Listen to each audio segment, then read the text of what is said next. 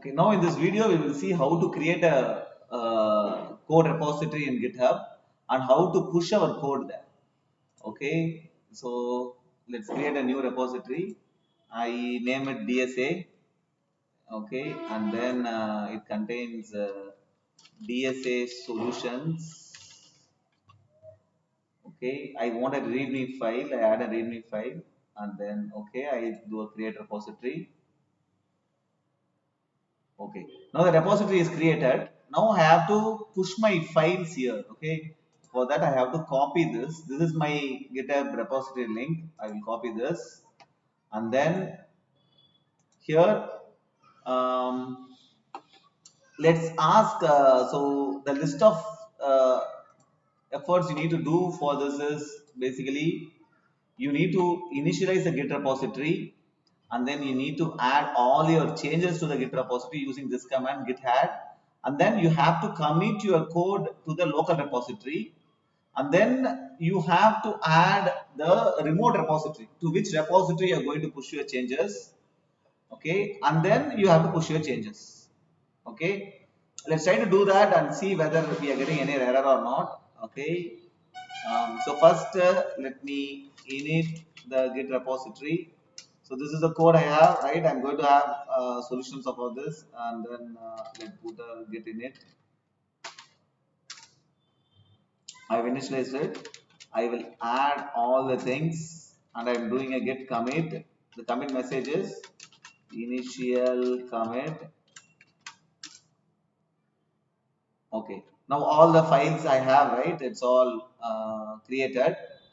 Now if I put a git log, right, I can see the how I made this change, right? This is the commit I'm doing it, right? This is the commit ID uh, which shows the change, right? If I do a git show, it will show the changes of the latest commit. Okay, so this is the latest change, right? This is the file, right? Plus means that line is added, minus means the line is removed. Okay, okay. So I have done a local commit. Now I have to add to the remote repository. So git remote add. You have to specify the origin, right? Origin is from where you are going to push your code. Okay, this is where I'm going to push a code, right? So I added the remote. Okay, now, right, I want to see if I do a git branch. This is master. Okay, and I have to push to a different branch, right? There I have to push to there the branches. Let's see, we go and check it. There the branch is main. Okay, I have to push to the main branch. Okay, so get push origin. Origin is the place that I'm going to push, right, on the main branch. Okay, so I'm getting some errors, right? The main does not match any, some errors coming, which means that I need to fetch what are things there, right? I need to fetch all the branch information, other information from the remote. Okay, so remote now I got, right? It is in the main branch. Now if I do a git push, fact the current branch master has most upstream branch. Okay, so now my current branch is what master, and the remote branch is main. Okay, so let me check out to the main branch. See, current in the master I have all these changes, array hashing, all these things are there. Right now, if I check out to the main branch, now it is switched to the main branch. Okay, but my changes has gone. Okay, because the main branch doesn't have the code. Okay, so what I have to do is I have to merge my changes, right, in the master branch to the main branch. Okay, if I go git checkout master, the change is coming. So but based on the branch, right? So you can have different changes in different branch. Okay, so this is like this, right? The reason for branching is this is a code repository. Okay, this is a kind of a code repository where you have put a code. Okay, and many people are checking in the changes, right? And you can create a branch somewhere here. Suppose this you're creating a software, okay, and you are delivering a software to a customer, and you create a branch. From this branch, you create a you deliver the software to the customer. Okay, and all the changes are going in here. Why you want to create a branch?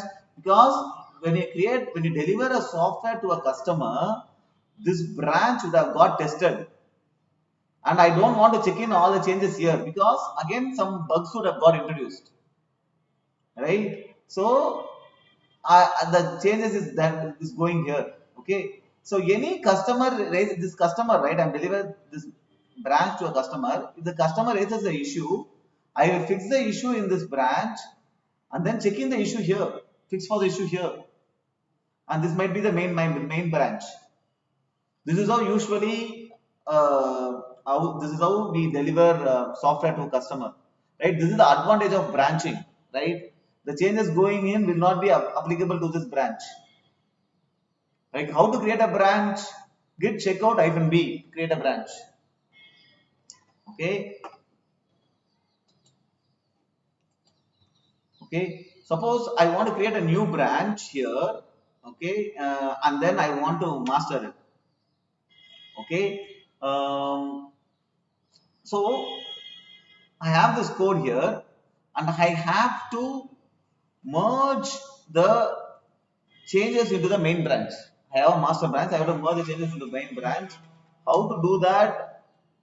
I have to go to my main branch and then I have to merge from the master, right?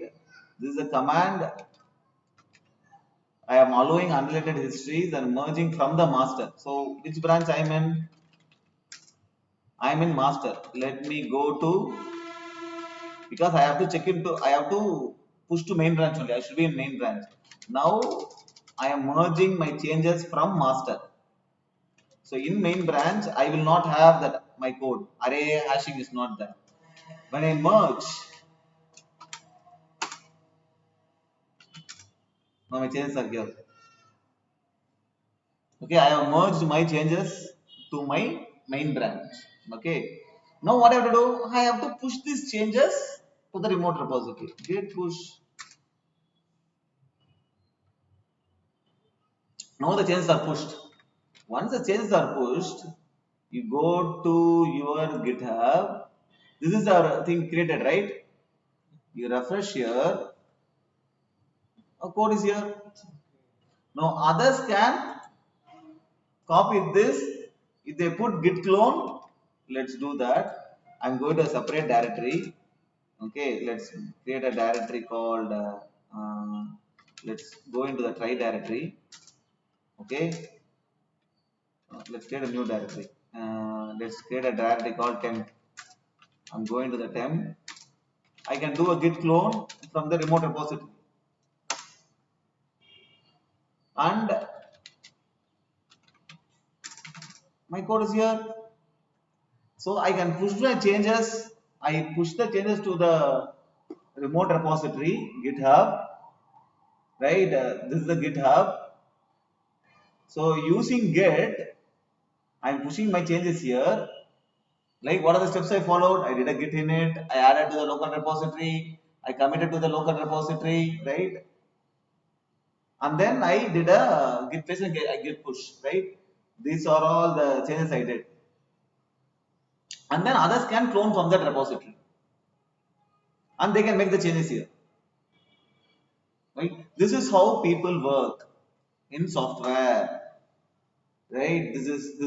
There are many. This is called a version control system, right? Because right, if you want to make the changes again, right? You can make the changes again. You can make a push, right? So this repository is maintained by me, correct? This repository is maintained by me. I can make a push. Others cannot make a push, correct? What others have to do is, let me try to log into a different account. They have to fork this repository. There's a button called fork here, right? They can fork. This is my repository, so I cannot fork. Other users have to fork this repository, and then they have to raise a PR, and the PR will be merged by the owner, and that is how you can make changes to others repository.